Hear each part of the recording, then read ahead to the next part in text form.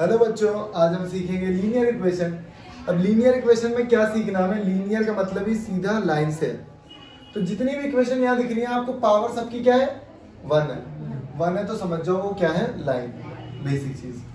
फिर मैंने देखा यार इसकी कुछ लाइन बनेगी और इसकी भी कुछ लाइन बनेगी। अब मुझे पता है यार लाइन तो कैसी भी बन सकती है। मान लो वो लाइन ऐसे क्रॉस हो रही है, टकरा रही है, दो लाइन टेढ़ी मेढ़ी कैसे हो सकती है? हाँ, ऐसे हो सकती है। लाइन कभी ऐसे नहीं हो जाएगी साफ की तरह। या तो लाइन इंटरसेक्ट करेंगी या पैरेलल होंगी या एक के ऊपर एक होंगी।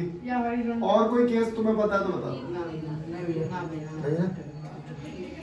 है एक और केस, दोनों लाइन अलग प्लेन पे होंगी, लेकिन वो अभी नहीं पढ़ना। तो मैं लीनियर इक्वेशन में सिर्फ एक प्लेन की बात पढ़नी है कि एक ही प्लेन पे। तो मैं कैसे पता लगाऊं कि वो लाइन इंटरसेक्टिंग है, पैरेलल है और या फिर कोइंसिडेंस है? हाँ, एक के ऊपर। तो बस मुझे जो इधर आगे लिखा है ना, इसको देखना। तो अगर a1/a2 b1/b2 इक्वल नहीं है तो वो लाइन क्या है? इंटरसेक्टिंग। तो मैं चेक करता हूँ भाई, 1/3 माइनस 2/4, ये तो है ही नहीं इक्वल। तो नहीं है इक्वल तो इसका मतलब इंटरसेक्टिंग है। और जब लाइन इंटरसेक्टिंग हो रही है तो मैंने बताया था, जब लाइन काट रही है उसे तो सॉल्यूशन होगा। लाइन इंटरसेक्ट कर रही है तो एक सॉल्यूशन। लाइन अगर एक दूसरे को कट कर रही है तो कितने सॉल्यूशन? एक सॉल्यूशन। अगर लाइन काट ही नहीं रही तो नो सॉल्यूशन होगा। सॉल्यूशन का मतलब ही इंटरसेक्टिंग है। ठीक है, तो यहाँ सीखा हमने कि लाइन अगर इस इक्वेशन को सेटिस्फाई कर रही है तो वो क्या होगा? इंटरसेक्टिंग लाइंस होंगी ग्राफिकल रिप्रेजेंटेशन में। और अलजेब्रिक में अगर मैं बताऊं तो तुम्हें एग्जैक्टली 1 सॉल्यूशन होगा। कितने सॉल्यूशन होंगे उसके? 1। इक्वेशन 2 में मैंने देखा कि अगर a1/a2 b1/b2 c1/c2 है, मतलब 2/4 is equal to 3/6 is equal to 9/18।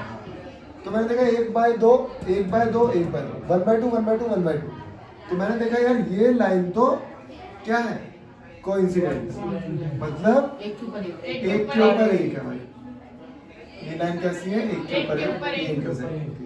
और जब एक के ऊपर एक है तो खूब सारे पॉइंट ऐसे होंगे जो साथ में मिल रहे होंगे, तो इनफाइनाइट मैनी सॉल्यूशन होंगे। ओके, इन दोनों को बोलते हैं कंसिस्टेंट। कंसिस्टेंट का मतलब कि सॉल्यूशन एग्जिस्ट करता है, कंसिस्ट करता है। ओके, तीसरी equation a1/a2 b1/b2 not equal to c1/c2।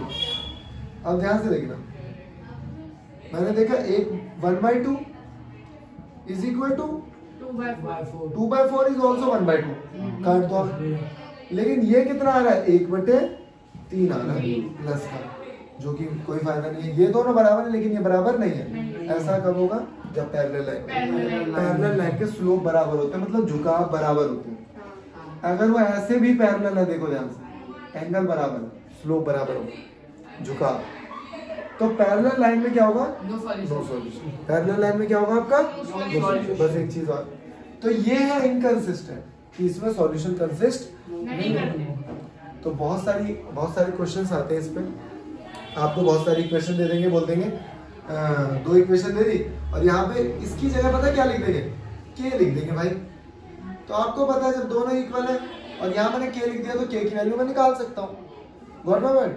ऐसे ही आपको के की वैल्यू, ए की वैल्यू, बी की वैल्यू, बहुत सारे इक्वेशंस आएंगे और उसमें आप सेटिस्फाई करके वैल्यूज निकाल सकते हैं, बस और कुछ भी नहीं। ठीक है, तो ये बस छोटी सी चीज आपको याद रखनी। Okay, all the best.